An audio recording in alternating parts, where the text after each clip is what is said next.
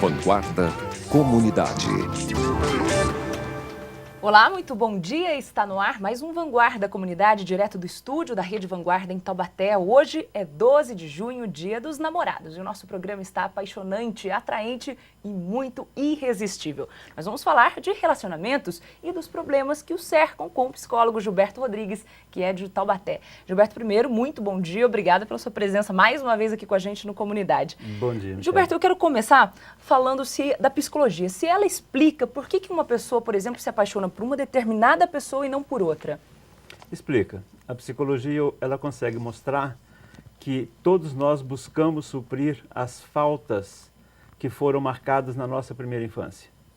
E nós passamos o resto das nossas vidas tentando ir ao encontro de alguém que preencha, que supra essas faltas. E como isso? Como que explica isso? Isso vem lá de quando a gente está na barriga da mãe ainda? Então, se nós pensarmos que na barriga da mãe um feto vive no paraíso, então ali, a princípio, ele não tem falta nenhuma, ele está pleno. Quando ele é expulso do paraíso, se nós pudermos usar essa figura, a mãe tenta, num primeiro momento, suprir as suas necessidades, mas ela já não consegue mais com tamanha perfeição quanto no período gestacional. Juntamente com a mãe, tem todo o entorno dessa criança na primeira fase. O pai e quem cuida dessa criança, quem desempenha as funções de cuidador dessa criança. A mãe acaba deixando marcas ao não cumprir o que a criança espera. Acaba deixando, nós podemos chamar, buracos, acaba deixando vazios. E ao longo da nossa vida, nós vamos procurar uma pessoa que preencha esses buracos, que preencha esses vazios. O curioso, ou talvez o sério, é que jamais vamos conseguir preencher esses buracos. Então nós vamos estar, ao longo da nossa vida, buscando pessoas para suprir essa falha, esse buraco, e nunca vamos encontrar. O que significa que um relacionamento, ele é marcado por uma busca constante, uma busca eterna, para sempre.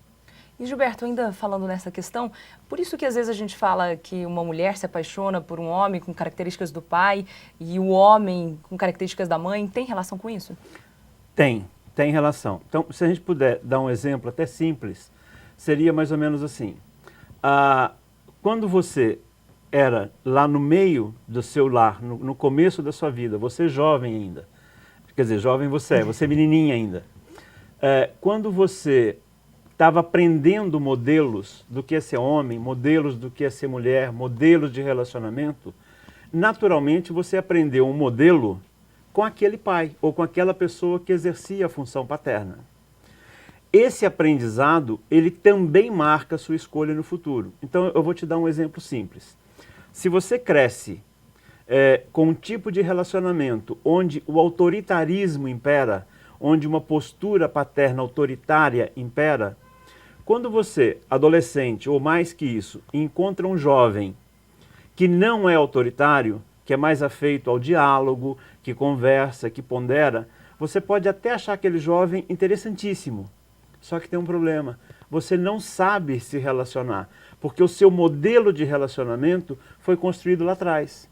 Então você, muitas vezes, isso é muito comum vermos, você vai deixar aquele jovem que seria um parceiro, um companheiro interessantíssimo e vai ao encontro de alguém autoritário, linha dura, que não discuta, e você vai ficar apaziguada, você vai ficar um tanto em paz, mesmo com essas características aparentemente negativas. Mas o que faz você fazer esta escolha? Esse relacionamento, com esse modo de me relacionar, eu dou conta, eu sei, porque eu já vi isso lá atrás. E não só vi aquele pai se relacionando daquele modo. Eu aprendi como é se relacionar como um homem autoritário, mas eu também aprendi com a minha mãe como, no papel, no lugar de mulher, eu vou me relacionar com um homem. Como lidar com ele. Lidar com esse homem autoritário. Tá certo, Gilberto. E qual que é a base hoje em dia de um relacionamento? Um relacionamento para ser duradouro, um bom relacionamento? Só amor? Não. Eu costumo dizer o seguinte, amor é essencial, mas é pouco. Eu uso um exemplo muito simples, que é o seguinte, se você encomenda uma pizza, quando o entregador deixa na tua casa, a princípio essa pizza tem 8 pedaços cortados. Via de regra é isso. Se fizermos uma metáfora, se compararmos a pizza com as características de um relacionamento, um pedaço da pizza é o amor. Quer dizer, ninguém encomenda uma pizza, recebe 1/8 da pizza e diz que está feliz porque recebeu uma pizza inteira. Aí você teria, junto com o amor, esses 8 pedaços: companheirismo, relação de confiança, afinidades, e tudo isso são características que nós vamos desenvolvendo ao longo do nosso convívio, ao longo do tempo. A base para um bom relacionamento, e é meio estranho, porque quando você fala de relacionamento, nós estamos pressupondo o outro. Só que a base primeira para o bom relacionamento não é o outro, sou eu. Quer dizer, eu preciso minimamente me conhecer para poder fazer uma escolha que se adeque melhor ao que eu sou, ao que eu penso da vida. Então, primeiro a gente tem que olhar para dentro da gente mesmo. Com certeza. Então, Eu diminuo as possibilidades de ficar buscando só aquilo que vai tamponar, que vai suprir aquela falta lá da infância. E Gilberto, por exemplo, então a pessoa que não olha para si, ela pode ter mais problema no relacionamento e às vezes achar, não deu certo com a fulana ou com o ciclano porque ele é isso, ele é aquilo.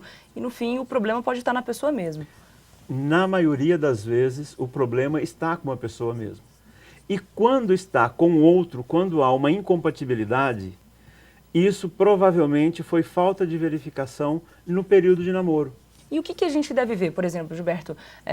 Se eu quiser ver o que eu estou errando, qual é o meu problema, por que o meu relacionamento não está dando certo, eu tenho que olhar para mim ou eu tenho que sempre buscar um profissional, alguém que me ajude? Tem como uma receita, por exemplo, para você falar, não, verifique isso, veja aquilo, onde está errando assim, assado? Tem como, a psicologia tem como ajudar nesse lado, sem procurar um profissional? Quem está em casa agora, por exemplo, te assistindo, te ouvindo, tem como ela própria identificar isso nela? Eu diria o seguinte, eu costumo dizer que a psicologia não é a salvação da humanidade. Né? Porque as pessoas de repente começam a achar Mas que é o caminho, hein? É um bom caminho. Porque na realidade a psicologia é um ótimo instrumento para o autoconhecimento. Mas as pessoas podem descobrir outros modos, eu não sei se tão eficazes, para fazer esse autoconhecimento. Agora, se o relacionamento está dando errado, principalmente se já casados, é fundamental que esse casal sente para verificar quais são os incômodos que está acontecendo. Tem uma imagem que eu gosto muito de usar quando eu falo disso, que é o seguinte. Num primeiro momento, namoro, noivado, início de casamento, as pessoas ainda estão em fase de ajustes. O que muitas vezes acontece é que quando chega exatamente no que a sociedade chama de casamento perfeito, esse casamento perfeito é o fim do relacionamento. Porque o casamento perfeito significa exatamente a perda da possibilidade de crescimento. Então, se você imaginar que isso aqui provoca um encaixe aqui, quando ele chega a esse grau de perfeição, quando não tem mais atrito, significa que se esse aqui cresce individualmente, ele desestabiliza esse aqui. Se esse aqui quer crescer, ele não vai conseguir porque ele vai ser sufocado por esse aqui. Nesse momento as pessoas começam a buscar outras alternativas. Mas quando que se dá esse encaixe, por exemplo, que você fala? É interessante, por exemplo, se nós pegarmos tudo que existe na vida e na natureza, o princípio fundamental de cada um de nós é a inércia. Tá? Todo mundo busca a inércia, todo mundo fica muito tranquilo quando não precisa se desacomodar. O relacionamento perfeito é quando as pessoas tentam meio que adivinhar. E aí as coisas caem na tal rotina que vamos dizer assim, ela contamina e ela inutiliza o processo de crescimento e desenvolvimento das pessoas. É fundamental, por exemplo, eu não acredito em relacionamento em que não haja discussão. Porque o fim da discussão significa que as pessoas estão mais acomodadas. Elas não se incomodam mais, nem com as suas angústias e nem com o comportamento do outro. Eu tenho uma pergunta sobre isso, Gilberto, mas nosso tempo nesse bloco está terminando. Então peço licença para você, a gente volta para continuar falando de relacionamentos. Não saia daí.